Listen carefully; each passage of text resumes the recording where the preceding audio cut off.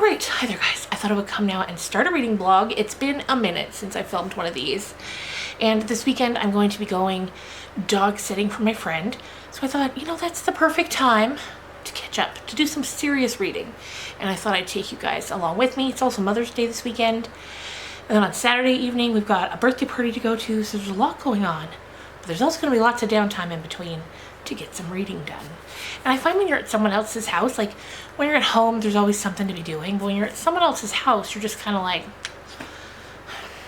hanging out. So, The Pisces by Melissa Broder. Now, a friend of mine here on YouTube, Brandy, she recommended this book to me. She said, you gotta read it. This was a while ago. Probably a year ago at this point. Time is blurring by, so I don't quote me on that, but I think, if not close to it. And ever since she mentioned it, I kept thinking about it, but it always seemed like I had something else to read, so I kept putting it off. Anyway, finally, I was watching a video the other day. I can't remember what it was, who posted it, but it was called something like weird books to read if you like weird books, and this was in there, and I was like, that's two people now that have mentioned it, so I finally ordered it. So we're going to be starting this today and hopefully finishing it before the weekend's over, because it's not too long. So I have no idea what this is about. Let me see here. Normally when I start these vlogs, I've read the first chapter, but that is not the case today. Let's see. Okay. Lucy has been writing her dissertation on Sappho for 9 years when she and her boyfriend break up in a dramatic flameout. After she bottoms out in Phoenix, her sister in Los Angeles insists Lucy dog sit, that's what I'm doing this weekend, for the summer in her gorgeous Venice Beach home. And when Lucy becomes entranced by an eerily attractive swimmer, while sitting alone on the beach one night, her life, including her understanding of what love should look like, takes a very unexpected turn. A masterful blend of vivid realism and giddy fantasy, pairing hilarious frankness with pulse-racing eroticism, The Pisces is a story about falling in obsessive love with a merman. A merman, a figure of a sirenic fantasy whose very existence pushes Lucy to question everything she thought she knew about love, lust, and the meaning in the one life we have. So, a merman, I'm ready for it. I have a feeling I'm not ready for it. I was reading some of the reviews on Goodreads. It's not very highly rated. It's got like, I think, a 3.6 overall. And people seem to either really like it or hate it. So, but I love books like that. I love weird little books. And I'm excited to give this one a go. So, let's see how it goes. All right, so we are starting this vlog on a beautiful sunny day in May. It is, let's see here, 23 degrees Celsius, which is very nice and warm and different from a couple weeks ago, because here, let me show you what was happening a couple weeks ago. It is bright and early in the morning on April 17th, and we woke up to some flurries this morning. All the snow had been gone and the weather had been so nice, but I guess it wasn't done with us yet. All right, hi guys, it is later in the evening now. It's about 8 p.m. and I'm just getting ready to start the book finally. So I'm excited to see how that goes. I'll check in after the first chapter so we can get the general vibes. But tonight there's supposed to be a pretty spectacular Northern Lights display as well. So I'm hoping I'll be able to see it from here. Hopefully it's not too cloudy, and I'll show you guys too. So here's the book. I'm settled in now. I don't know where Hobo is. He's the dog I'm dog sitting. But yeah, I'll check in with you in a few. All right, so I actually ended up reading the first 3 chapters. After I finished the first one, I just kept going because I was really enjoying it. So it's just kind of setting everything up. We've got Lucy. She's 39. She's dog sitting for her sister for the summer. She's recently gone through a breakup. Her boyfriend was like this filmmaker. He'd make like documentaries in parks. And she used to travel around with him. And then one day she was like irritated with him. And she was like, we should take a break. Thinking he was going to be like, no. But he was like, yeah, we should. So it starts off temporary. I'm guessing it ends up being permanent. And so there's that. She's dealing with that. She's got some thoughts about motherhood. She said, you know, she always liked the idea of having all this time to have children when she was ready, but now she's 39 and she feels that window closing. So I'm interested to see where this is going to go. I honestly have no idea. And here's sweet little Hobo taking a nap. We're both waiting to see if the northern lights are going to come out or if it's too cloudy. It might be too cloudy. It's, I think, around 10:30, so there's still time. There's still time. But he is so sweet. I'll show you him when he's awake and you can see his little face. Here's Hobo, his sweet little face. He's such a good boy. He's the best boy. He's so tired. We're still waiting to see if the northern lights are going to show themselves. Or I guess I should say if the clouds are going to part. All right, so we were finally able to see the northern lights. You probably did too. I know it was a huge storm and everyone got to see it. The video I took's not great. I'll insert that here, but I got a good picture, so that'll come after the video. They're so pink. There's normally more green. Wow.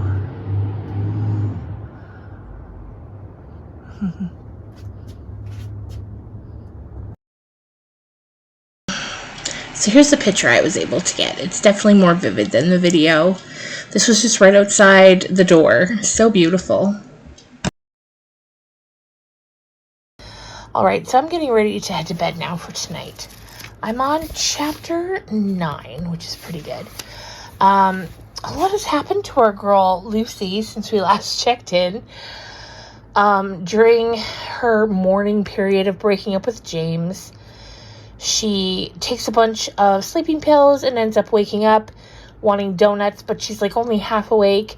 She gets in the car, she gets pulled over by the cops. After she gets the donuts are everywhere. The cop is like, this is his second time seeing her because he saw her a little while ago when it was a whole thing. James had come to her place. She slept with him. Then she found out he had a girlfriend, so she went to his place and punched him in the nose. She ended up breaking it, and that cop was there. So now she's seeing this cop again for the second time. Then her sister gets involved, and her sister's like, you need to come out here and just relax and spend time with me. So that's about when her sister gets in touch to have her come out and dog sit for the summer. And now, so there's this whole confrontation with her ex. He came over, slept with her, and then she found out that he had a new girlfriend. So she went to his house, punched him in the face, broke his nose. He ends up at the hospital, which is how the cops get involved in the first place. And him and his new girlfriend agreed to not press charges if she goes to therapy. So her sister sets that up for when she comes out there. And so now she's in this group therapy. She hates almost everyone. But my God, this author, every page, there are quotable phrases and sentences. The way she writes, and there are so many things she's touching on that are so relatable to me. Like, obviously, these scenarios aren't relatable to me, but the way she talks about some things, it just gets me. She's a beautiful writer, and I get this girl, even though she's kind of miserable and, like, unlikable. I get her. All right, hi there, guys. It's Saturday now. It's Saturday, 7 p.m. almost. We're headed to our friend's new girlfriend's birthday party. I haven't met her yet, but I've heard she's very nice. So we're going to do that. It's at the brewery in town. I didn't even know there was a brewery in town. We live in a very small town, so that'll be interesting. Most of this afternoon I read. So when I get back to Chris's house tonight to sit with Hobo, I'll tell you about that. It's also another beautiful evening out today, temperature-wise. It's 20.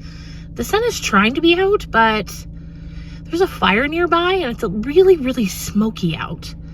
I don't know if the camera's picking up on that. It's cleared a bit. It was much worse this afternoon. But this is really early for fire season to start, isn't it? Okay, so I'm back home now. And, well, at Chris's. We had a nice time at the party. We only stayed for a couple hours because Eddie was feeling pretty tired. So I dropped him home and then I came over here. So now I'm going to get ready to read a bit and wait to see more Northern Lights tonight. This little kitty here, this Klaus. Klaus. Hi. Oh, pretty. You're so pretty. And then Hobo's over here having dinner. All right, I was going to tell you about what I had read this afternoon. So basically, Lucy's going through with her group therapy, which I think I was telling you about last night, and how I'm just not loving it. So also now on the flip side, when she's home, she's going on like Tinder and finding men to like go out with. She's just kind of trying to distract herself from her ex because she feels like if she keeps herself distracted enough, she won't think of him. And one of the girls in therapy is like, that's exactly when he's going to come crawling back. Men can feel when you've moved on. And the last I read, he called. She was like, wow, I'm a sorcerer. I manifested this by being distracted by other men. So that's about where we're at. All right, so I've been spending the evening reading and going outside to check for the northern lights. I've seen some. They're green, but they're a little faint. So I'm going to wait a little longer and see if they get any stronger. Now feels like a good time to tell you this book is not going to be for everyone. I don't know if I mentioned this already, but it is not. It makes you incredibly uncomfortable in many different ways. I'm about 100 pages in. It's incredibly sexual, but in an uncomfortable way. It's not like, you know, those books girls like to read, like the smutty fantasy or whatever. It's not like that. It's very uncomfortable. But I have to say, I'm really enjoying it. The writer's incredibly talented, and no matter how uncomfortable I am, I'm very invested. So I'm enjoying it. So we'll check in again later, but again, a warning, if from what I've said so far, like in the beginning of the video, you're like, maybe I'd like this, again, be warned. And we haven't even gotten to the merman yet. I am on the edge of my seat waiting to get to him. I should clarify, I know she's met him. It's Theo down by the rocks, but I don't know how, we're going to learn that he's a merman. Okay, it is Sunday now. I'm home. We're getting ready to go to my mom's for Mother's Day lunch. Look at these earrings Anna gave me. They're so beautiful. Okay, so it's Monday morning now, and I'm page around 163. I'm going to try to finish this today. Anyway, I just got to the point where she's trying to get him from the beach to her apartment in a wagon. And she just said, it wasn't like, no one seemed to care or notice. It wasn't like I was smuggling a dead body. So now, of course, I've got this terrible feeling that's foreshadowing. And that's exactly what she's doing. So I guess we'll see. Hey, it's Monday afternoon now. It's 3 p.m. I just dropped Eddie off at the eye doctor with his MS. They like to do frequent tests to check his nerves to make sure everything's good in there. It's still raining. I'm going to get some groceries now because his appointment will take about an hour, so I figured I'd go do that. Sweat and I went out for a little dinner date tonight. I have to mute the footage because there was music playing, but we had a great time. Okay, hello. I've come to finish this vlog. I finished this book. I finished it this evening. This reading vlog is shorter. At least the vloggy part is shorter than I had wanted it to be, just because there's so much about this book that I just can't talk about on YouTube without getting demonetized, because it's incredibly vulgar. That said, I loved it. Don't get me wrong. It's funny, while reading, I'd go back and forth between, is this a 1-star or is this a 5-star? In the end, I think I'm going to land on it being a 4-star. It's hard to rate, though. It's really hard to rate. So from the bits and pieces I've told you that I could talk about throughout, we're going to kind of focus now more on the end, or the last quarter of the book. Just because that's kind of where some of the meat that I want to talk about is. So throughout the whole book, first of all, before we get to that, a lot of the story is about a woman struggling to find love, to understand love, to fill the void inside of herself with something. For her, that something is men. She's a sex addict. a love addict, and she's desperately trying to fill that void. It contemplates, you know, the nothingness of being alive, the emptiness of so many things. It's a brilliantly written book, and it's vulnerable, and that said, it's also incredibly disgusting and uncomfortable, and makes you feel gross when you're reading it. Like, as I said, she's a sex and love addict, so she's searching for encounters to try to fill that void. And those encounters are dingy and dark, and so they don't feel good. They don't feel good to read, and they're incredibly explicitly described.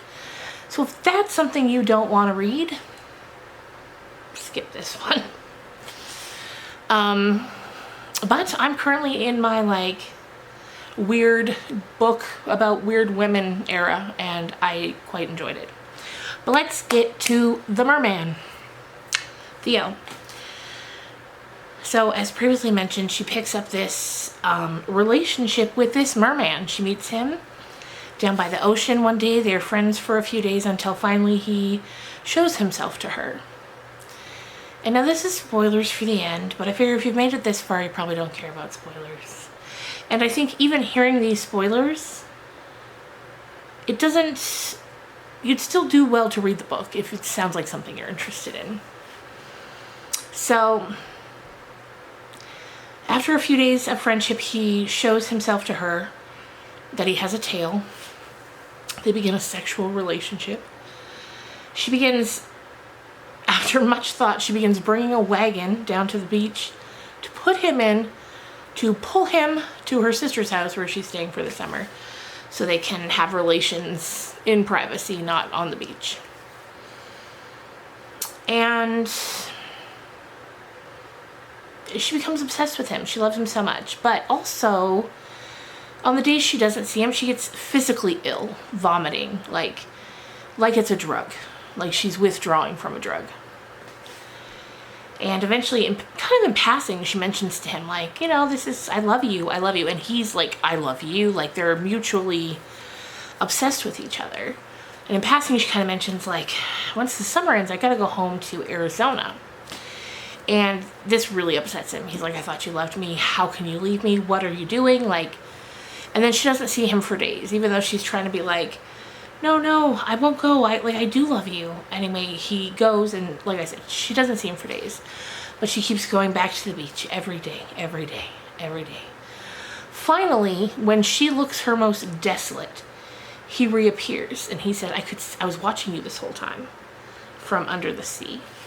And I could see it in your eyes, like you had given up on everything. And that's when I knew I should come back to you. And he's like, I want you to come live with me under the sea. And she doesn't ask what that means. Because, of course, humans can't live under the sea. So she's like, yes, I will do it. She's just so thankful he's back. She would do anything that he asked her to. So she's like, yep, under the sea, you got it. So she goes back home. Eventually she finds out her sister's dog has died. The dog she's dog sitting. So she calls her sister. Her sister comes home. Now, so keep that in mind as well. A dog does die. It's not violent, but it's sad, and it's related to her not giving him the time and attention that he needs so she can spend time with Theo. And she also starts giving him tranquilizers to put him to sleep in case she brings Theo home in the wagon, because Theo's afraid of the dog. So the dog dies. Her sister and her husband come home, and Lucy's packing her bags, and she's like, I'm gonna go home now. But of course, she's really planning on going to the ocean. Her sister's like, please don't go, I need you. She's like, no, I gotta go. So she takes a little suitcase, goes to the ocean, and then there's Theo, and he's like, oh, you're late. And he's like, yeah. And she's like, I brought my suitcase, like, should I take that with me? And he's like, nope, you don't need that where you're going, but, you know, I'll put it under the water so no one finds it and wonders what happened to you. She's like, great. And then the question dawns on her to ask him, how many other times have you done this with women who live on the land? And he's like, a few. And she's like, how many? And he's like, I think he says 17. And she's like, it all comes together to her that like whatever's happening to these women under the sea, if they're dying, if they're transforming into something, but like we know they're dying, there's just this pile of bodies. So in her head she had romanticized, like, even if I go with him and I die, like how the, you know, the mythical old folklore tales of a mermaid or merman seducing a human and lulling them to their death. She was like, if I was the only one, that would be special, but I'm not. There's 17 other bodies down there. And then all of a sudden she tells him right where to go, and she marches away and goes back to her sister. And she's like, you know what? I will stay for a while. And then she goes to bed. And so that's the end. She literally turns off the light and goes to bed. The question comes down to, was there ever a merman, of course, or was the merman sort of the allegory for suicide? Like, was she ready to go and take her own life, but then when she's standing there ready to do it, she decides that she can't, you know? That's kind of what I see there. And then she goes back to her sister. And yeah, there are some passages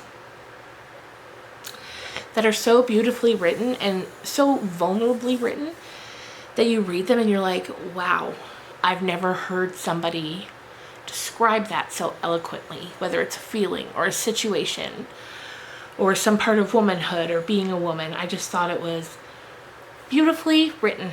And despite the fact that there are pages that made me want to gouge my own eyes out, I still loved it, and it's a 4-star from me. So let me know in the comments if you have read this book.